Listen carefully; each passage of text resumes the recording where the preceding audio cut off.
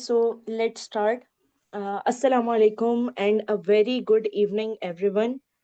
On behalf of the Journal Club Rawalian Student Research Society, I warmly welcome you all to today's exciting research session titled Letter to the Editor.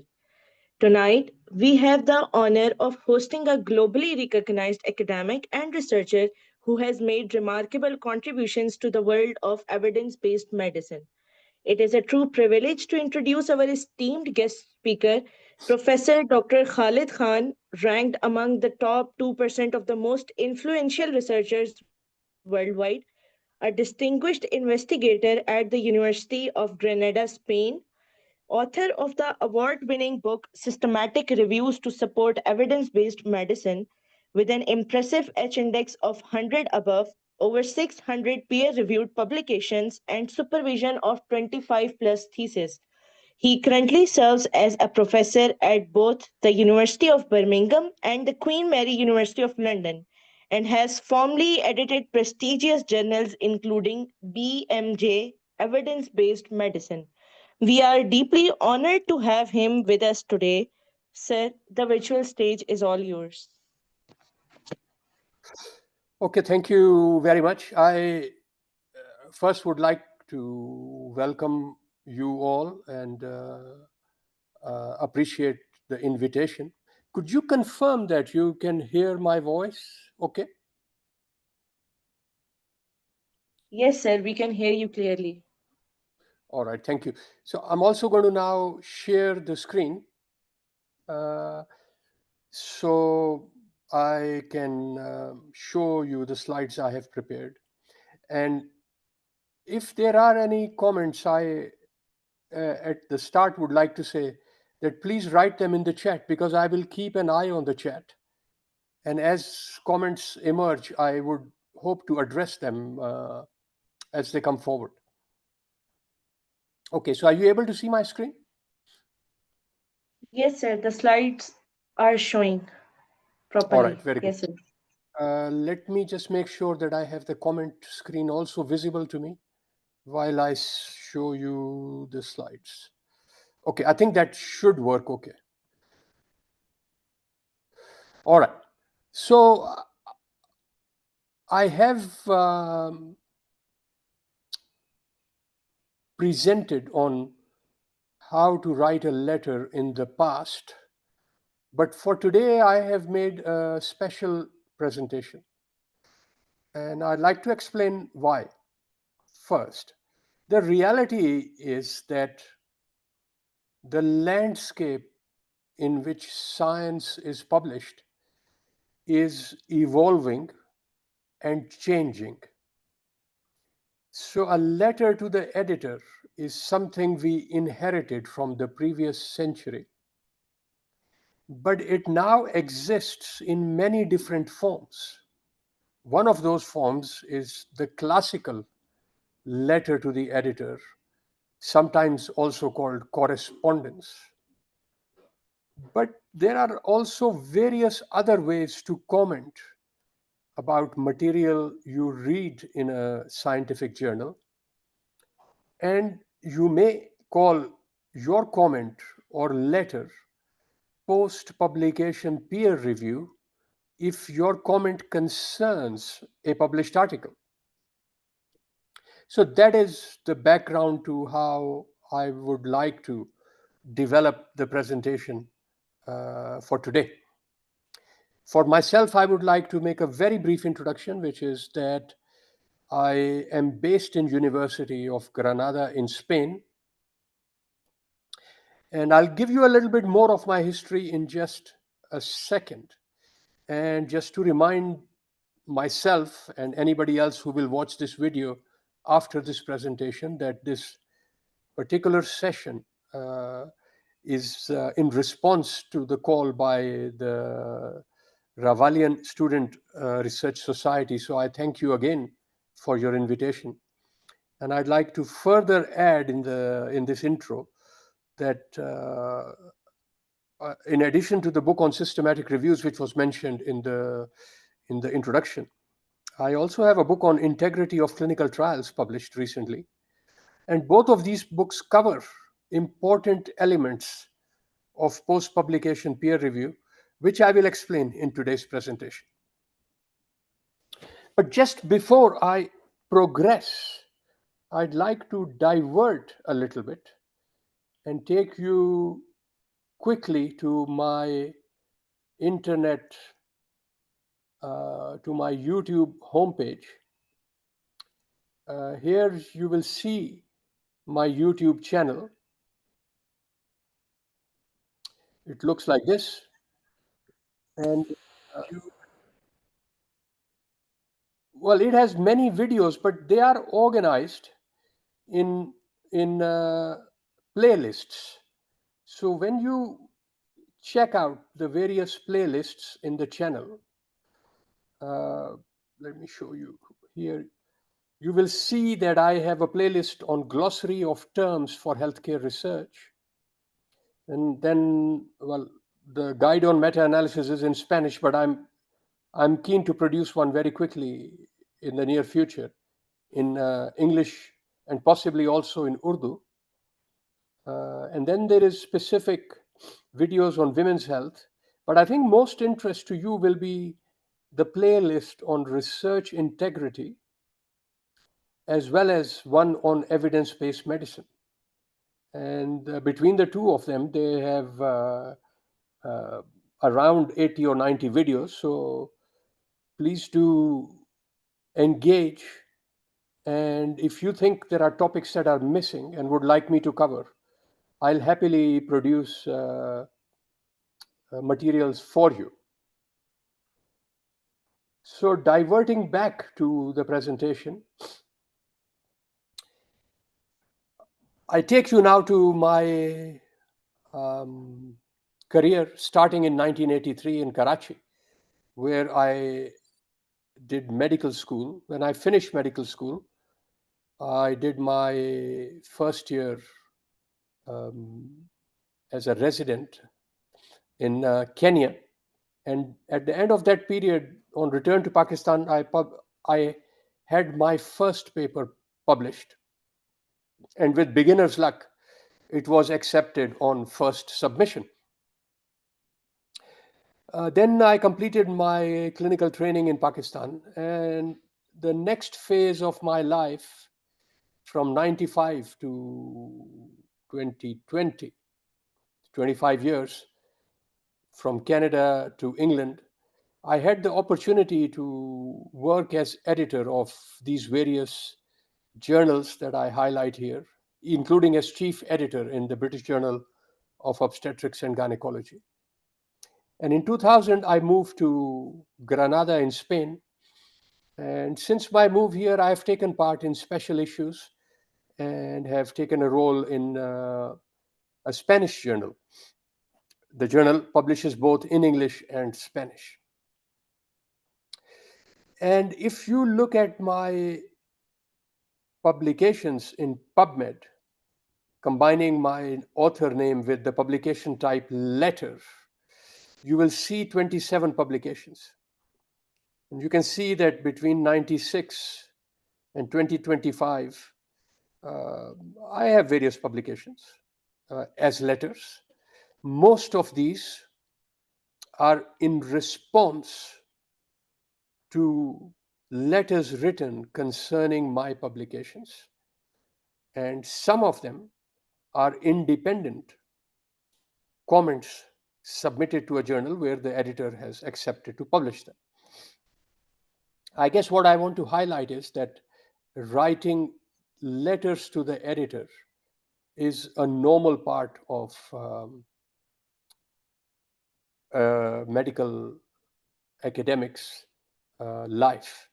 And if you start to engage in this process as a medical student, you will have an opportunity to get your name listed in various citation databases, but also from the beginning to practice learning and writing about critical appraisal of published literature. So it is with this spirit that I hope you are attending this session. So here I take you to one of my recent letters titled assessing research misconduct in randomized controlled trials. This letter is published in response to an article called Assessing Research Misconduct in Randomized Controlled Trials.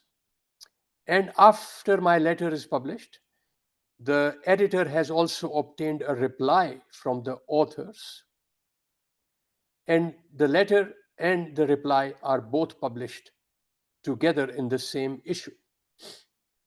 In the published journal, either in print or PDF form, the letter appears in a section called Letters to the Editor, and it appears with the title and my name as an author. And you can see that my name and the title are also listed in the PubMed database. So as a reader,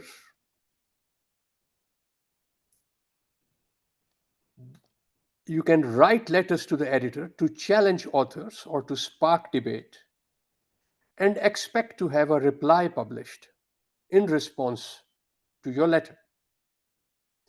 So one of the key aspects that you can see from here is that you've got to use language that is polite. In simple terms, my apologies if I use Urdu to explain it more easily for you. गाली गलौच नहीं कर सकते, but you can say any strong scientific language that you feel is appropriate for the content of your letter.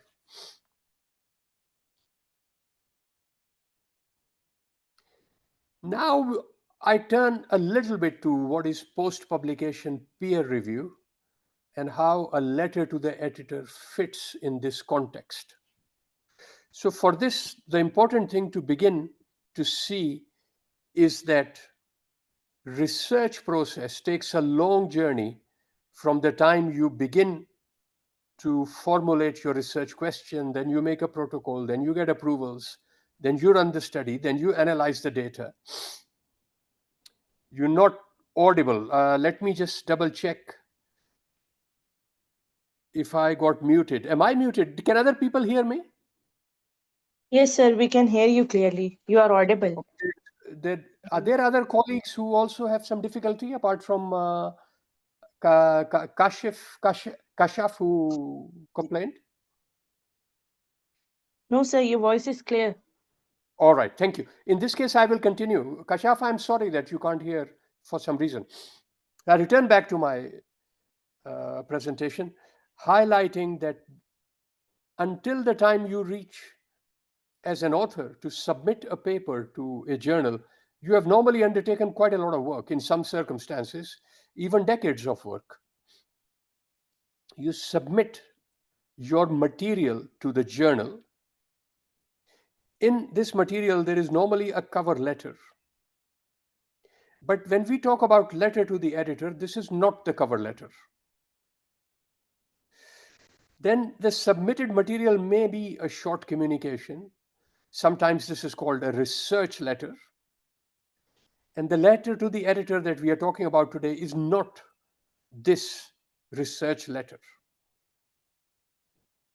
So we are talking about a letter that will comment on what is submitted, subjected to peer review, revised, possibly resubmitted on several occasions, and then it is possible to have the paper published, and the published paper then creates the opportunity for starting the process of what is called post-publication peer review. The post-publication peer review can be carried out by any reader. For example, you can be the person who reads an article in a journal club in your own setting, and you can undertake the peer review and provide a letter to the editor with your comments.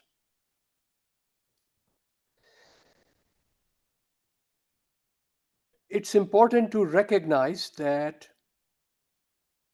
the letter to the editor can be standalone, which may talk about a topic that is relevant in the profession at that time. But in the presentation today, I am focusing on responding to a published article with your comments. The principle of writing a letter about a topic, independent of whether or not it is related to a recently published article, are virtually identical to what I'm about to say in the rest of this presentation. So these principles will be useful to you if you were to write a letter unrelated to a published article. I notice in the comments that colleagues are saying that you could turn on captions. If there is some colleagues who do not know how to turn on caption, perhaps the organizers can even take over from me for a moment and explain how this is carried out. Should I take a short break for you to do this?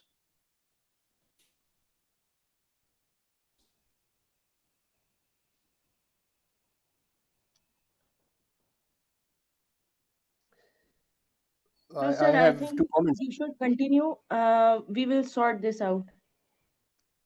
All right, thank you. So I will continue with my presentation.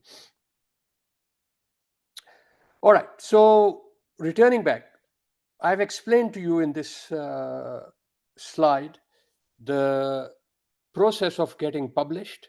I've explained that the cover letter and a research letter, we simply are dealing with something else. And a letter to the editor, in the context of my presentation, pertains to commenting on a published article. Obviously, a letter to the editor can be unrelated to a published article. And for this, you can use the principles that I will highlight in today's presentation. Okay, so the reason why you should comment, why readers should comment, why in fact readers have a strong responsibility to comment, is that not all articles published meet the critical appraisal criteria. If you have any doubt about what I mean by critical appraisal criteria, do let me know. These are critical appraisal criteria are criteria that fall under the category of evidence-based medicine. In evidence-based medicine, there are 4 steps. The first step concerns framing the question, and you have very likely heard about an acronym called PICO. Once the question is framed, you then carry out literature searches and identify articles relevant to your question. And once the relevant article is identified, you evaluate the article for its validity, its reliability, and its usefulness. So the criteria for validity, reliability, and usefulness fall under the critical appraisal criteria. For example, if a paper is talking about the effectiveness of a medication and it does not use randomization, then in this case, it will fail on the randomization criteria. And you can easily write a letter that it makes no sense to talk about effectiveness without carrying out a randomized study. So you are able to use the critical appraisal criteria in creating the arguments that you will write in your letter to the editor. If you need more explanation than this, then do let me know at the end of my presentation and I will point you in the correct direction. All right. Because not all studies can meet all the critical appraisal criteria, all published studies have some flaws, including there are flaws that are not picked up by peer reviewers. This could be because editors and peer reviewers are not paying attention when they are doing their job. In other words, they are not doing their job well. Another reason could be they have good intentions, but they don't have the competence. For example, a journal may have asked a peer reviewer who does not know about randomized controlled trials. They may know about laboratory research, but not about randomized controlled trial. In this case, the normal thing would be for the peer reviewer to decline the invitation, but perhaps they don't. In this case, perhaps they will not have the competence to provide comprehensive peer review comments on the articles they are asked to comment on. Equally, most editors work under very high time pressure. And quite apart from that, most editors have not been engaged directly in high quality research. Therefore, there is a very high chance that both editors and peer reviewers will miss an element of flawed science in an article they will accept for publication. So you as a reader have an opportunity to identify those features and publish them as a letter to the editor. Now, if you identify these flaws and discuss them in your journal club, and you end your effort at this point, really, there is an important opportunity missed in correcting the flaws of the literature in the published domain. So it is an really, journal club is not just for discussion among scholars, it is for feedback to journal editors and authors, because there is always room for improvement.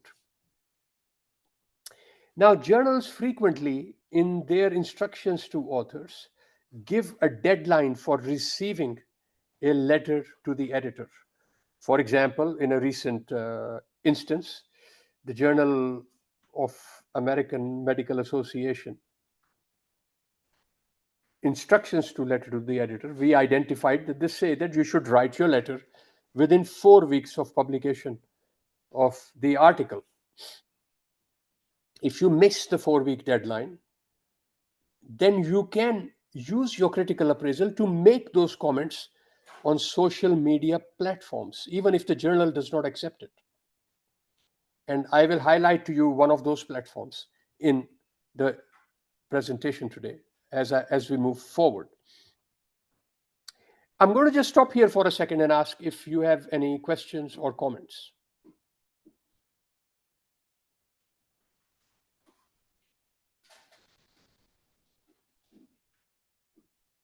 Sir, we have already taken few questions, but we will continue them at the end of the session. All right, thank you. I will continue in this case. So here is a journal called British Journal of Obstetrics and Gynaecology.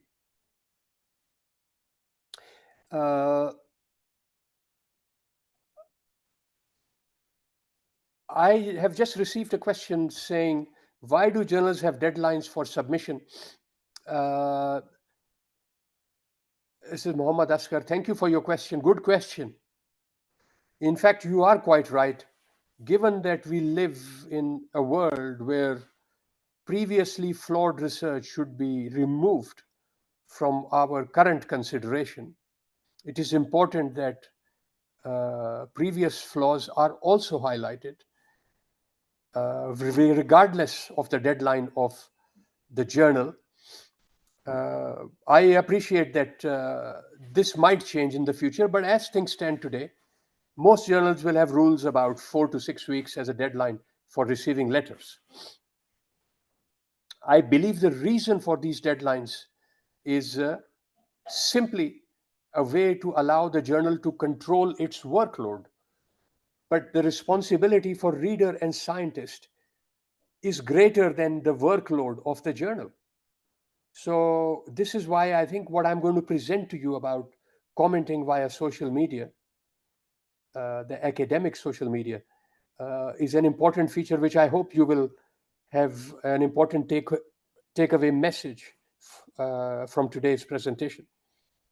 So this journal where I was chief editor, I am we sorry, received sir, at but the time. there's a bit distortion in the audio. How might I change this? I'm using the audio directly from my computer's speaker without any connection. Are you hearing noise as if there is something going on in my background? No, sir, there was a distortion, but now it is clear. Like All we right. can perfectly Okay, my hear you. apologies. Perhaps it was because my mobile phone was interacting with my laptop. Okay, so we received around 1,600 papers at that time.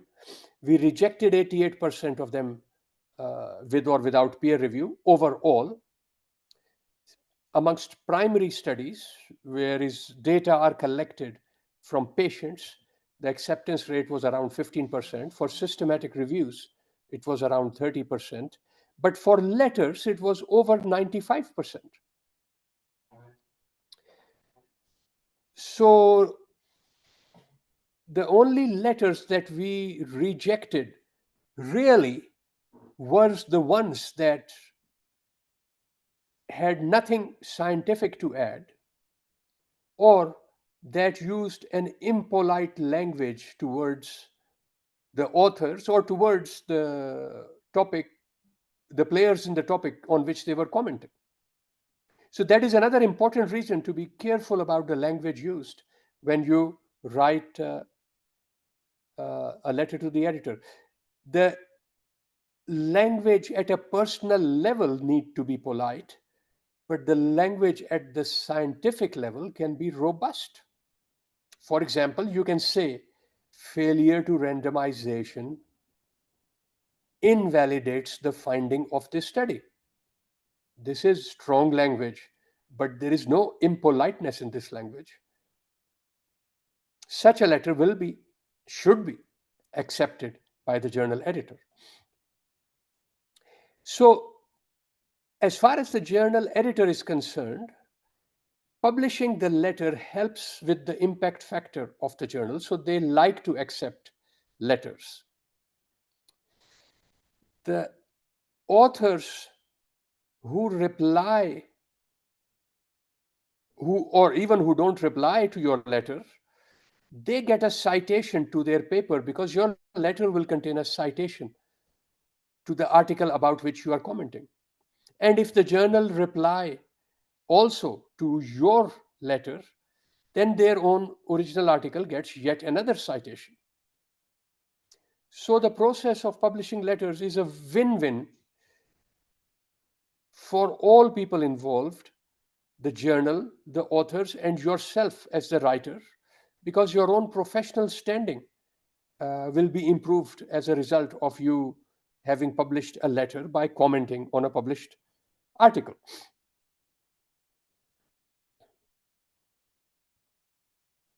I now take you through a journey which will include some letters of my own and some of others.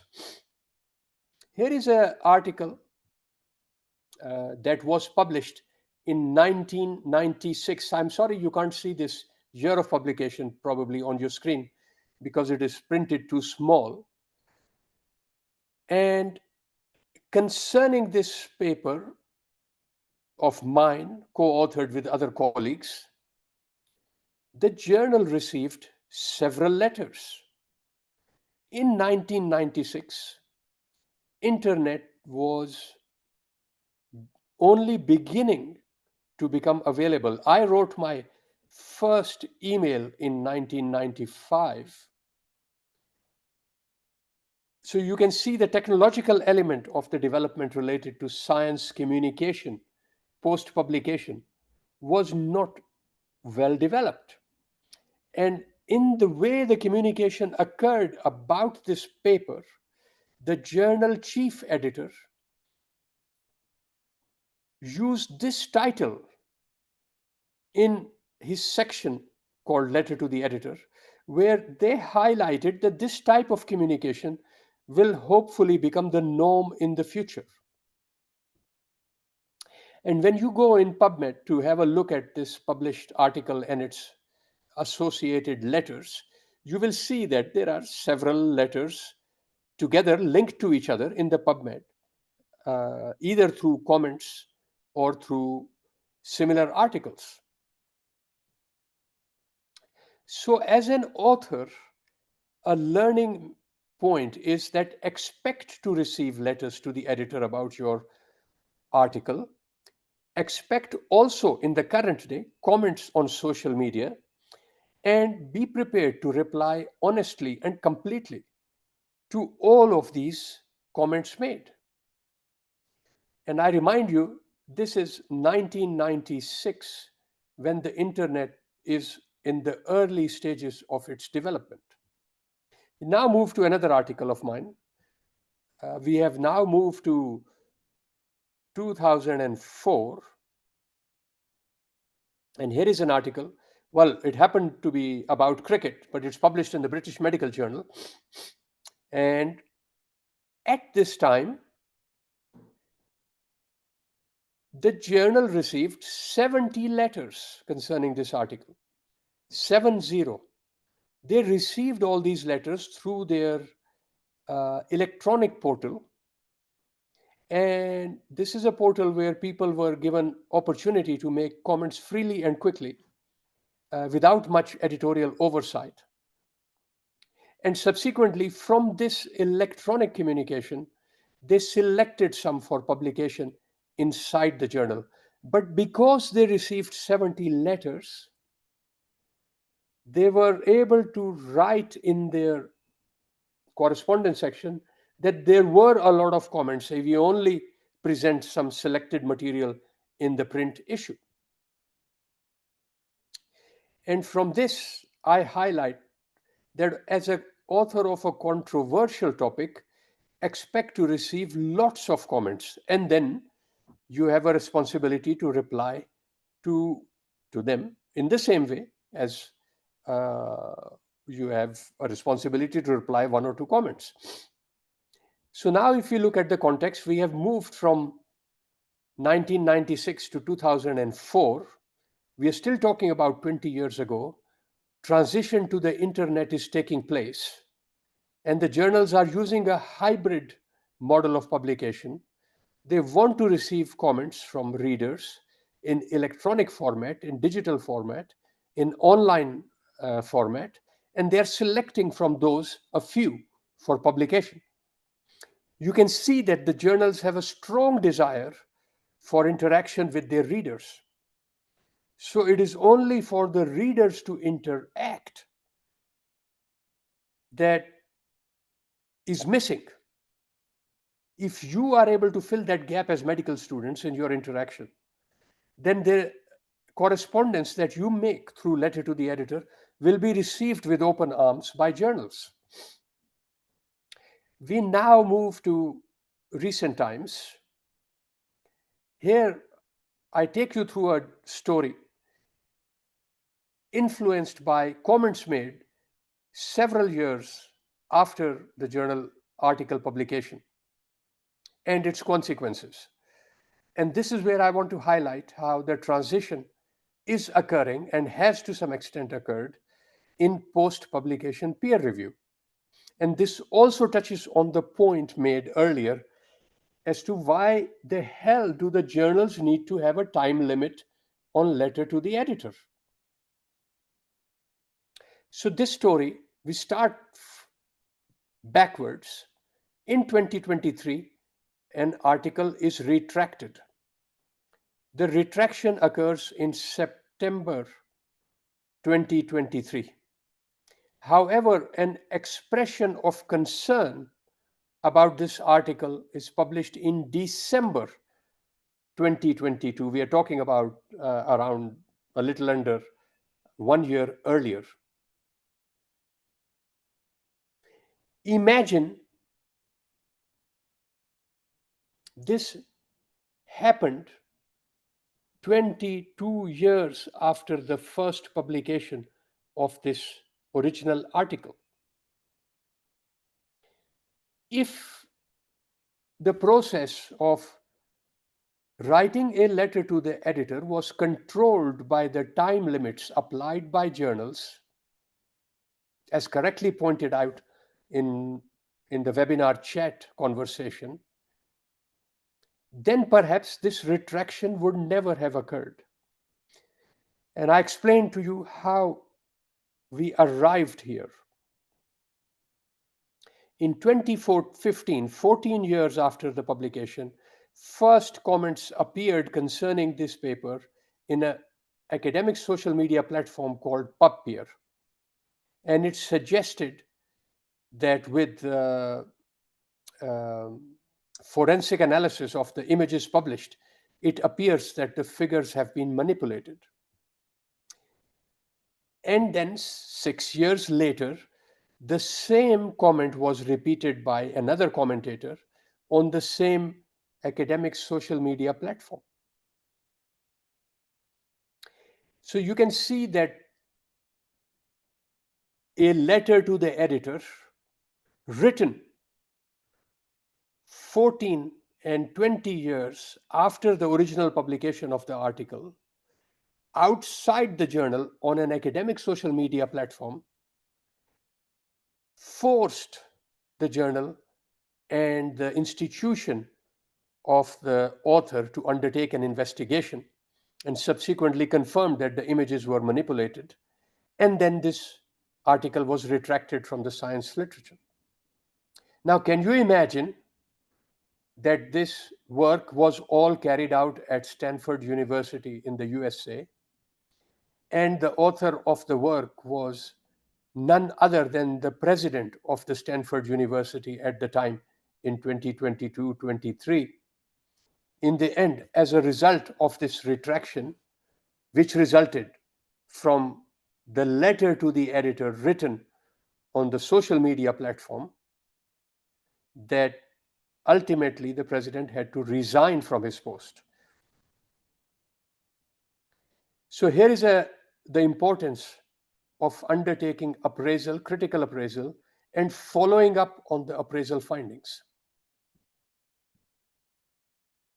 This is the PubPeer platform. I have logged into the platform as myself, and here is one of my articles where I am a co-author, and an individual has made a comment. You can see that the comments don't have to be long or detailed. They have just made a simple comment about one of my co-authors and provided a link that people could follow to check out what they want to say. If you were to write something like this to the journal editor, you will probably have to do it more formally, and I will explain to you how to do that in just a moment. So if we return back to the post-publication peer review process, we return to how we started, that you got to make a submission. But in the modern day, apart from traditional peer review, we now have something called preprint. And this preprint can encourage any reader to provide pre-publication peer review. This way, the responsibility to write a letter to the editor has shifted not only after formal publication, but also to a period before formal publication. And this is the period when preprint becomes available and the final version has not yet been approved following the formal peer review process of the journal. So you as a reader, if you are picking up preprints for your journal club, then make sure that your comments reach the journal editor via the informal peer review that you're going to carry out on preprints.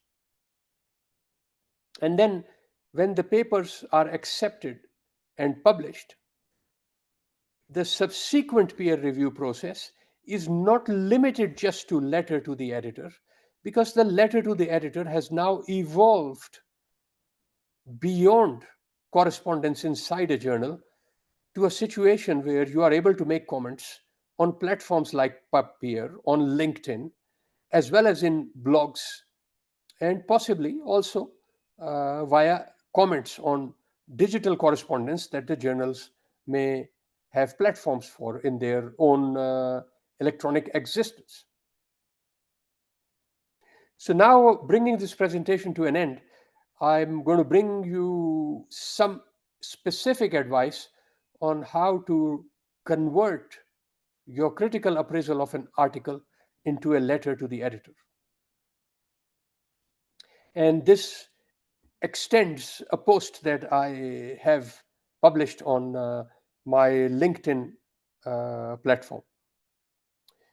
So, first of all, you got to select an article, keeping the journal's time limit in mind if you intend to submit a letter to the editor with a view to getting it published and then cited in PubMed. So if you choose an article from several months ago for critical appraisal, perhaps you will miss the boat on getting your letter to the editor published in a format that could be cited in a database. Okay, then you simply start by writing a formal letter, dear editor. And in the first few sentences, identify the importance of the published article. For example, you could refer to the burden of the disease or the cost of illness or the effect of the illness on quality of life concerning the topic that is covered in the published article.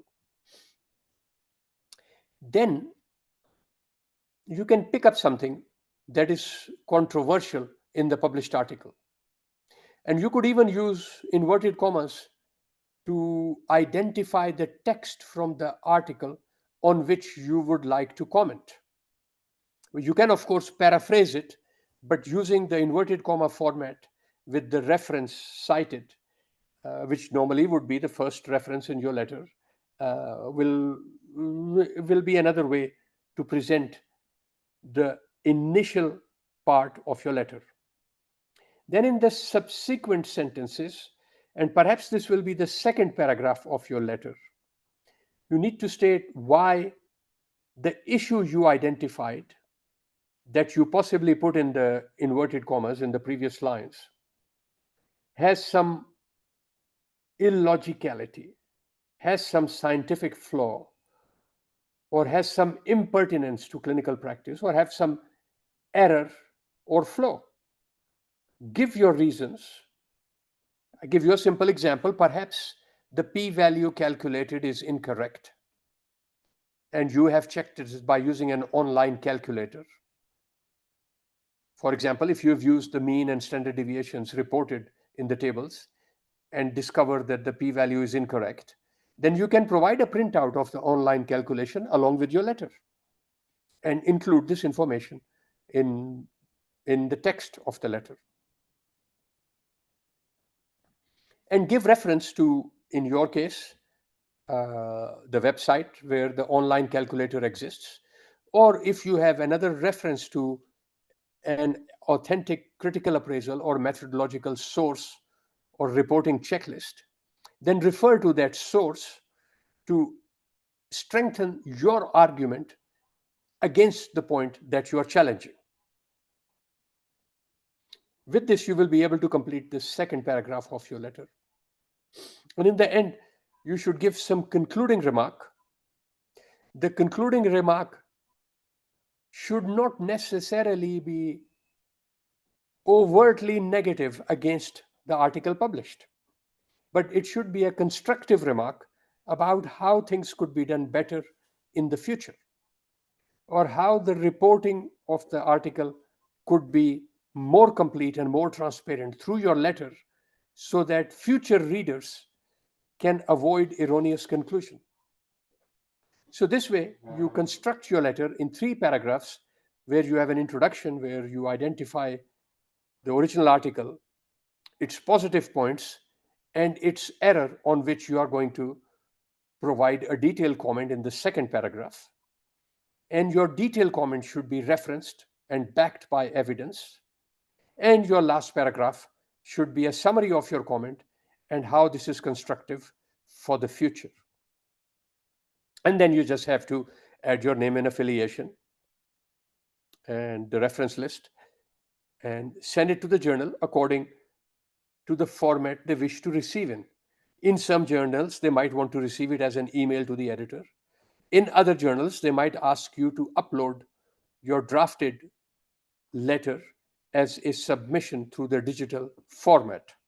So follow the journal's instructions on how they want to receive the letter. For example, they might even tell you that the length of the letter should be 300, 400, or 500 words, and then the maximum number of references permitted is 3, 4, or 5. So check on that and stay within those limits. And then good luck to you. Expect to receive an acceptance email within a couple of weeks, and then subsequent publication, hopefully with a reply from the original author alongside it or soon after it. So with this, I would like to finish my presentation, and I'd like to uh, take any questions and respond accordingly. Thank you for listening.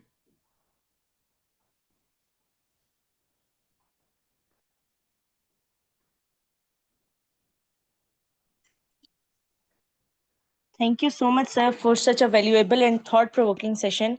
I have a few questions prepared on behalf of the audience. If that's all right, I can continue. Please, please go ahead. Okay, thank you, sir. So, the first question is what is the difference between letter to the editor and a critique? Okay, so look, critique is something people do in journal club or in conversations with each other.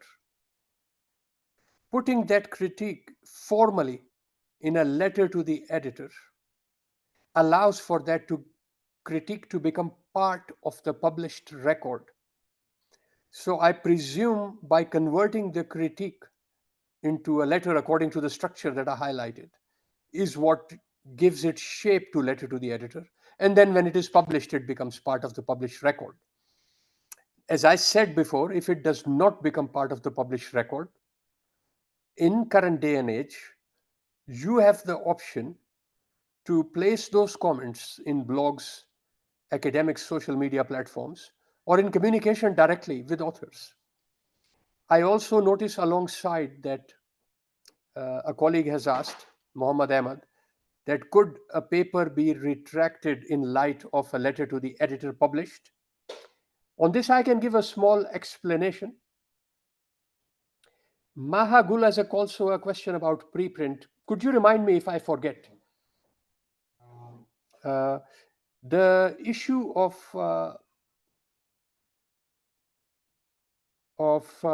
retraction is a more serious one than the publication of a critique in a letter to the editor.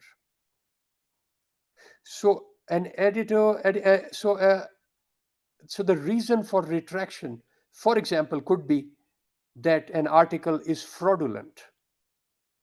In this case, what you need to do is not write a letter to the editor, but write a formal complaint to the journal.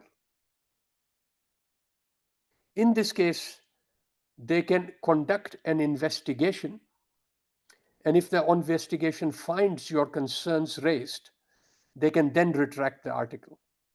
Alternatively, if your complaint is not sufficiently strong for retraction, the journal can decide to publish your elements of your complaint as a letter to the editor, requesting the author to provide a reply so that future readers can see what your concern is and how did the author address your concern. So I hope that addresses the comment concerning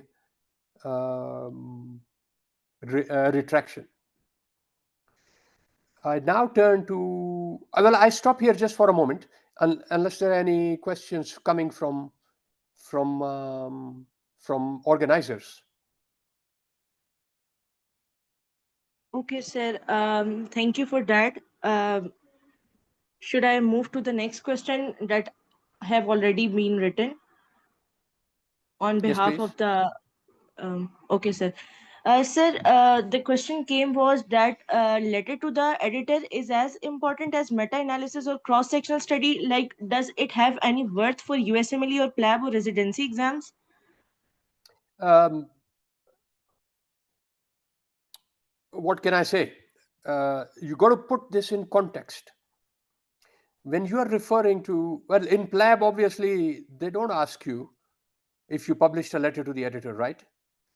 But in PLAB, they can ask you questions about critical appraisal. So if you're practicing critical appraisal through writing these letters to the editor, and you are receiving feedback on your understanding of critical appraisal and its application in real articles, then what can be better learning of critical appraisal than that? So I encourage you to write the letter so that you understand the critical appraisal process much better than just by reading text. And then you can answer questions in PLAB or other such exams with more confidence. Okay, then it comes to competitive residency uh, or application for training posts. Well, when you apply for training posts, there are all kinds of people applying. Some who will have done doctorate, PhD, others who would have published research articles with data from people or primary studies, others who would have published systematic reviews with data from published articles, and there'll be others who would have written letters to the editor. And there will be yet others who will have done nothing.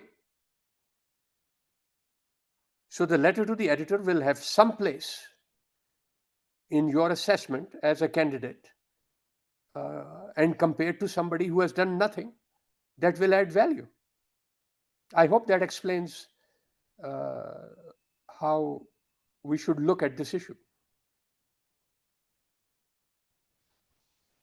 Somebody asked earlier about what is a preprint. Can I explain more about it?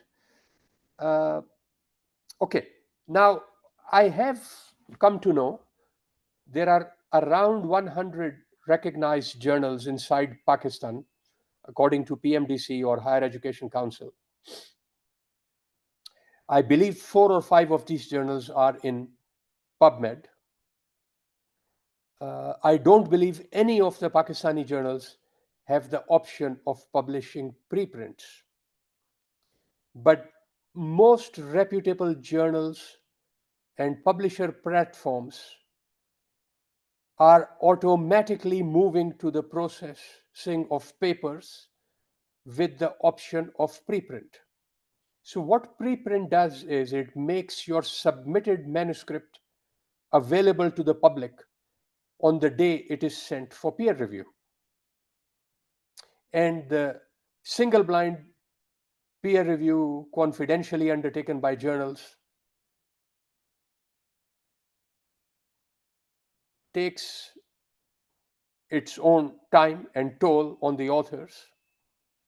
Another day, we can talk about how illogical this system is and that it is coming to the end of its life, and it will be replaced by another system that is open and transparent.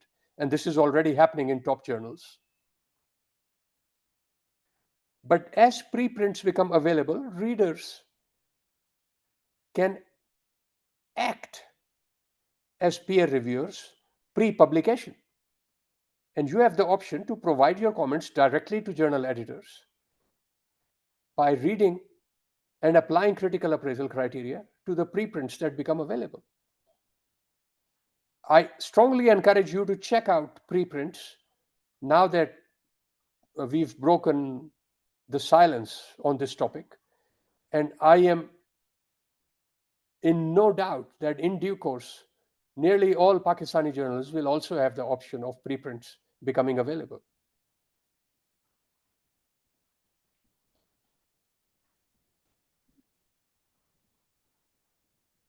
Okay, sir. Thank you so much. I have a second last question, in which person has asked like how to identify gaps in research for letter to the editor writing. Okay. Now, I request you very strongly to see one of my videos on research gaps. If I can find it quickly on the net, I will try to show it to you. But I think the screen is not being shared at the moment, no? No, sir, screen is being shared, like it is visible. You can see my screen, which, can you share? Is my screen being shared? Yes, sir. Okay, in this case, I will make Your a quick screen is attempt. visible. I am going to quickly make an attempt to check if I can find the letter to the the video on research gaps. The secret of choosing a research topic.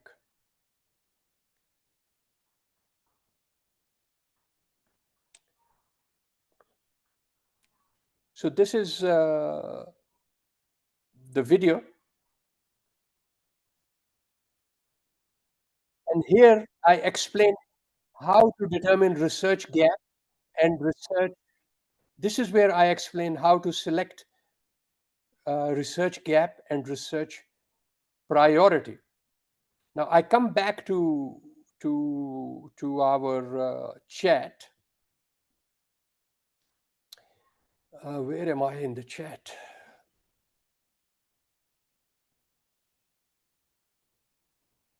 Okay, maybe the chat window is outside my view. Here we are in the chat. I'm posting this video in the chat. I want to highlight that research gap is the process of identification of a research question for undertaking new research. When we are talking about writing a research letter, we are not looking for a research gap. The research gap has been addressed. The research gap has been addressed in the article. What we are talking about is identifying deficiencies in the methodology used. Now, you could say this is a gap in methodology.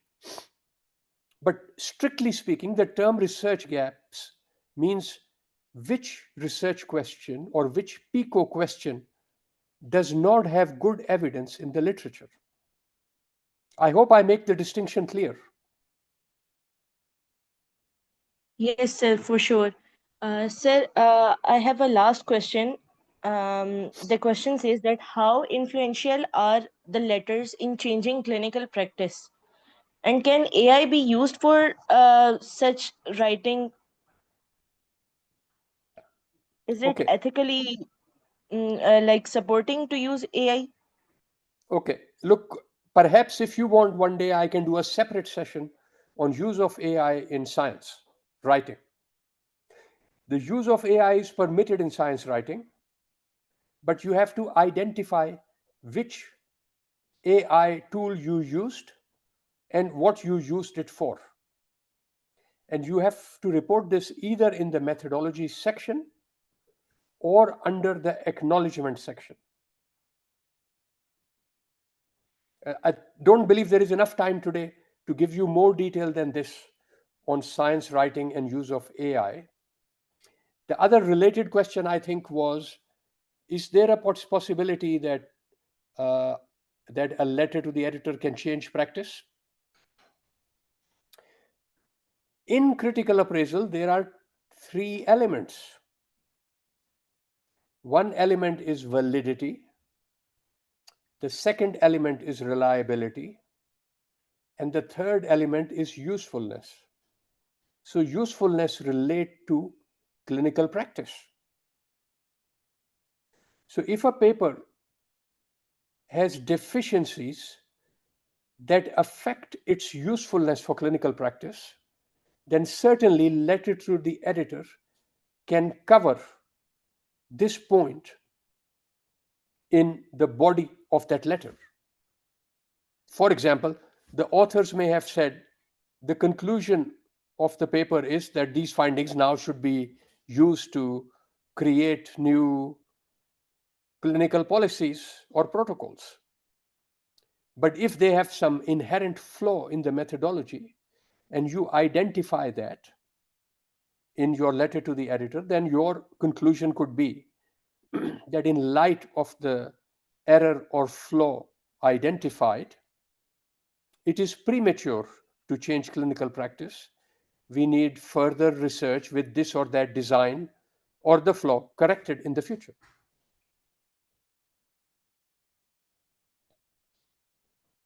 Okay, thank you so much, sir. That's all from my side. Like for the preformed questions, if participants have any questions, they can raise their hand. We will allow them to ask questions directly.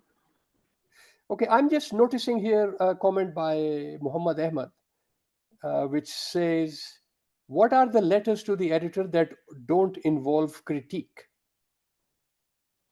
I have read some letter to the editors that cover some general novel topic, how to write them. Okay, my advice to you is think about this. Let's say in Pakistan, there is an epidemic of dengue. Now, dengue is obviously not a hot topic in European journals. They will not entertain a letter on this topic. But in Pakistan, even if you don't comment on a published paper concerning dengue, you can comment on how care is being provided or what research is being carried out in Pakistan without referring to a published article in a Pakistani journal. I hope that gives an example of how you can construct a letter to the editor which does not pertain to an article published in that journal. It need to be on something that is a hot topic in the jurisdiction of the journal. I strongly encourage you to consider publishing letters on hot topics in Pakistan within Pakistani journals that are in PubMed.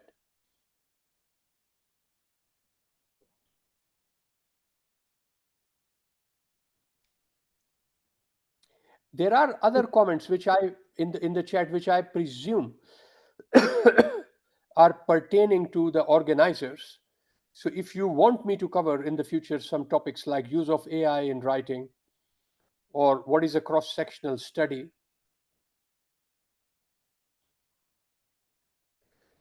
then I would be happy to do that. There are Sir, we further will comments definitely do that, which inshallah. invite some comment from me, but I leave it to the organizers to tell me if I should respond to some other comments that are there, which are not yet addressed.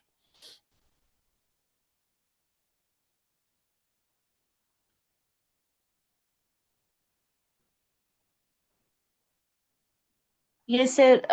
If you want to please like answer the questions that are in the chats, that would be very Okay. helpful.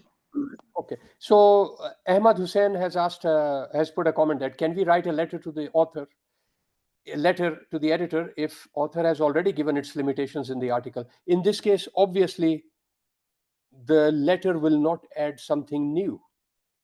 You must look at an element to cover in your letter to the editor, which has not previously already been covered in the published paper. I think in this case, it will be hard for you to make an argument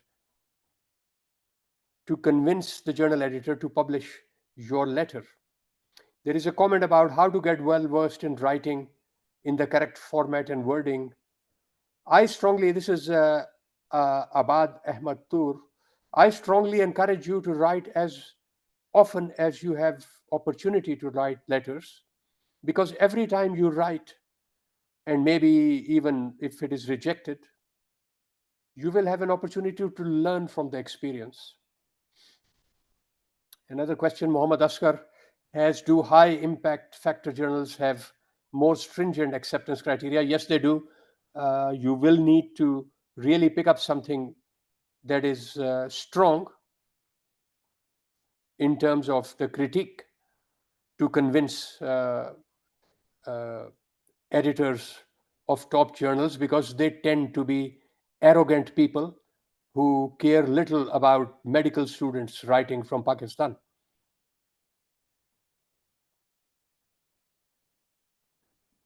If there is any other comment that I have missed and you can point out to me, then I will address them. Ahmad Hassan asks, do rejections have negative impact? I doubt they do. I doubt editors will have memory of rejecting a letter. They are too busy doing other things in their life.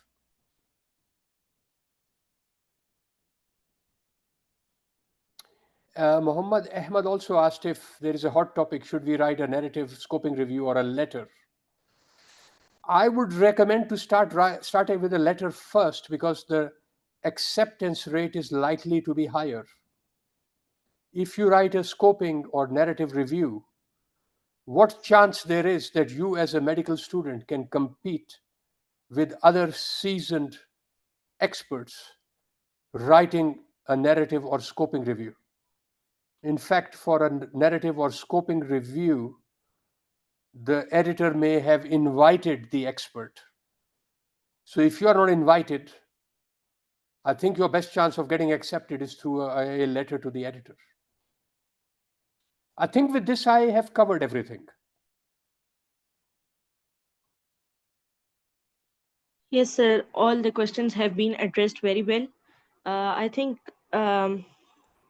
once again, thank you so much for such a thought provoking and insightful session. Your words today have provided immense clarity on the structure, purpose, and value of letters to the editor, something all of us young researchers often overlook. We are incredibly grateful for your time and presence with us this evening.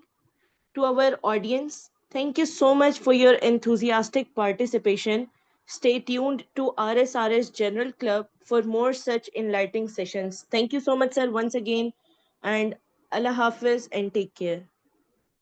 All right. I have shared my email on the chat. So, organizers, if you could share this with colleagues attending, I will be happy to take any comment, questions, or suggestions for making more videos for my YouTube channel.